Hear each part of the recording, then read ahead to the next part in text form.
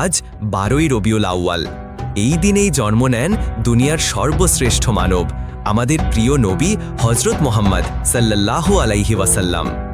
570 খ্রিস্টাব্দে আমুল ফিলের বছরে তিনি জন্মগ্রহণ করেন মক্কায়। জন্মের আগেই পিতার মৃত্যু হয়। 6 বছর বয়সে হারান মাকে। দাদা ও পরে চাচা আবু তালিবের তত্ত্বাবধানে বড় হন তিনি। সততা ও বিশ্বাস্ততার কারণে মক্কার মানুষ তাকে বলতো আল আমিন। 40 বছরে হেরা গুহায় নাজিল হয় প্রথম ওহী ইকরা। এখান থেকেই শুরু হয় তাওহীদের দাওয়াত।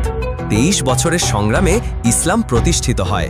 অধিকার ফিরে পায় নারী, দাস, এতিম ও অসহায়রা। তিনি মানব জাতির জন্য রহমত হয়ে আসেন। বিদায় হজে ঘোষণা করলেন, আমি তোমাদের মাঝে রেখে যাচ্ছি কোরআন ও সুন্নাহ। আর আজকের এই দিনেই 63 বছর বয়সে 11 হিজরিতে তিনি ইন্তেকাল করেন।